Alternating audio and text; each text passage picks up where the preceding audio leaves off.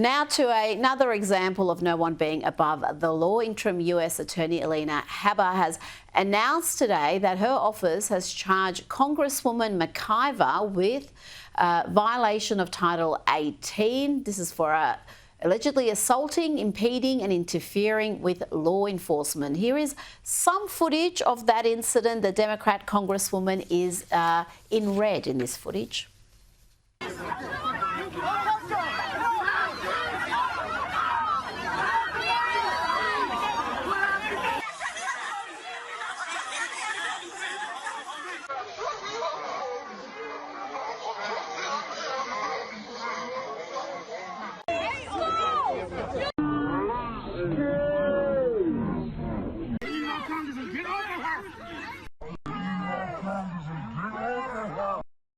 Those antics kosher outside an ICE facility in New Jersey, Immigration Detention Centre.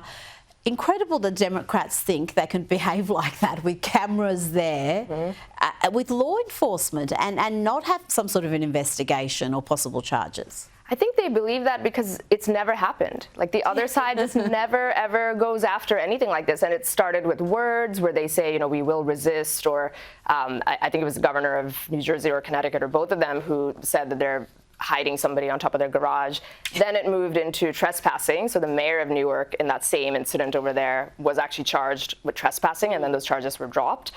And then it went further where she's putting her hands on an officer, which if anybody else, if you or I did that, there very well could and should be consequences to it. So she thinks she's above the system because this is a clashing of different branches of government and the executive branch with a congressional representative. However, nobody is above the law. We've been told this for 4 years, and I think they're finding out. And there's calls for her to step down because when there has been precedence with Republicans facing charges, being forced to step down before there was any trial or verdict. I doubt that's going to happen, but we are seeing the administration take these matters seriously. First with Comey, with this, they are not going to just let things go through to the keeper as Republicans have in the past. They're definitely playing offense. And the other thing too is, so the law may be on their side, and the statute code is so big you can find a law against anybody if you want to bring it, and prosecutors can bring discretion. They are bringing this discretion with offense because the other side crossed the Rubicon first. And for everybody crying that it's politically motivated, I think the counter-argument to that is, so what? Even if it is politically motivated, it has been on the other side as well, and you've got to play dirty and fight fire with fire is what the Trump administration is clearly absolutely indicating. You had people connected with Trump, people part of the administration, go to jail for things that people were never really charged with. And so the appetite is there, certainly within the Trump camp. If they want to play these games, then we're going to play it by their rules, and it's going to come back to them. It's not going to be a one-way street. Yeah, I think this is just the beginning, but it is going to mushroom into a big issue right now, and it's certainly creating another political firestorm, so we shall see.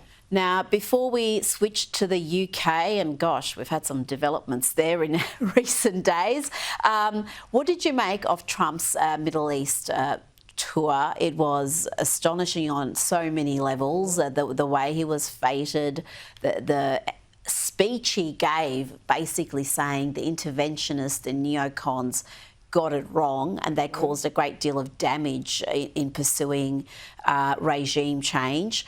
And it seemed to be one where they were going to focus on the shared interest of prosperity as well as peace. It seemed to be as much about making business deals as it was about creating long-lasting peace. It was really remarkable on so many levels. I call it deal-making diplomacy, because that is his way in bringing trillions of dollars of investment into the country, at least on paper.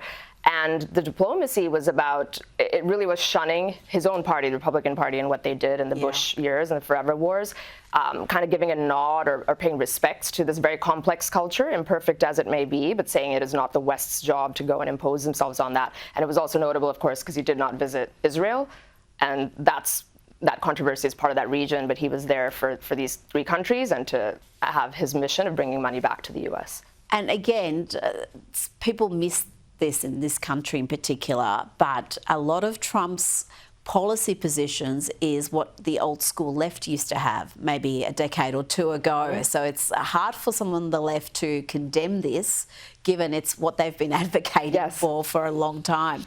Now, let's switch to the UK, and Keir Starmer, he seems to be morphing into some new age Trump.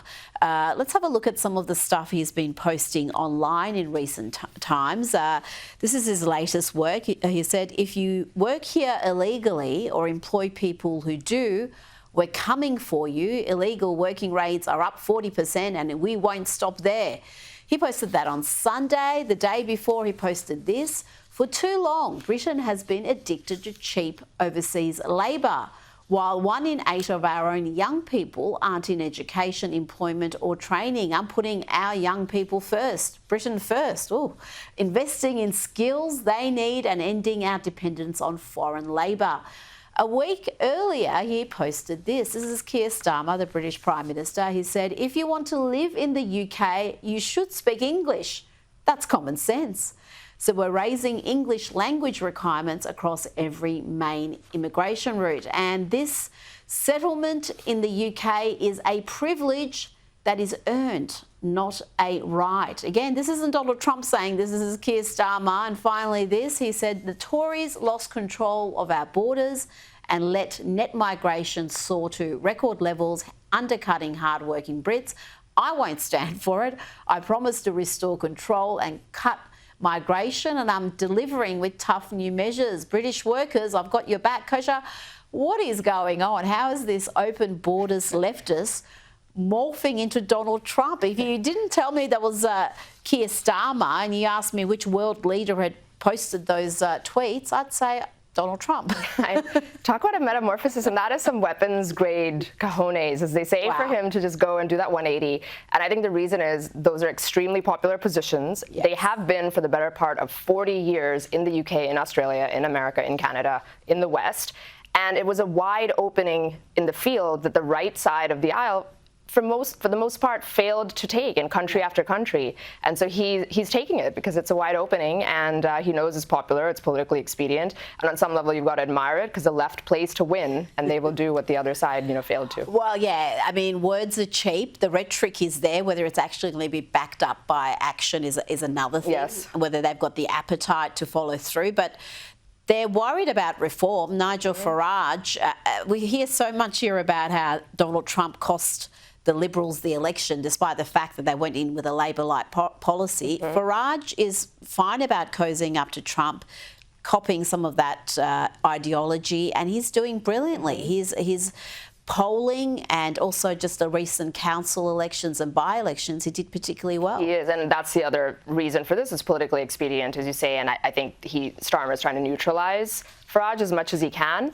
But you're right, words are cheap, and if they don't follow through, they might do a token move here and there. But if they don't follow through, that issue Farage owns. So I think it'll be hard for Starmer to take that away from him. And really, shame on the Tories. They were in government for so long and they governed like Labor. We're talking about the Liberals here having Labor-like policies. We had Tories governments who thought they were the Labor Party. Now, before you go, leftist activist and football broadcaster Gary Lineker will no longer be a presenter for the BBC after reposting on Instagram a story about Zionism which featured a picture of a rat, an image widely perceived as virulently anti-Semitic. Kosha Lineker is the BBC's highest paid presenter. He's getting paid more than $2.6 million a year. And he's got a long track record of this sort of activism. This isn't new. He seems to be a leftist activist first and football commentator second. Indeed. This is a big scalp, though, and I think this is a bridge too far. So there are other examples of darlings of the left, like Mehdi Hassan comes to mind, for example, who was fired for making not similar, but comments around that same topic, and especially Israel and Gaza, and then veering into anti-Semitism. So you reap what you sow, as they say in that case. There is a little bit where people say, as you point out, that he was saying all sorts of controversial political things for years against the right, against other groups, and never had his scalp taken. No. This, though, is the bridge too far, and he probably didn't see it coming. And you know what? You would feel sorry for someone who you might say in this case has been a victim of cancel culture, but Gary Lineker was such an enthusiastic backer of cancel culture that there ain't no sympathy here. Kosha Gaynor, thank you so much for your time tonight. Pleasure.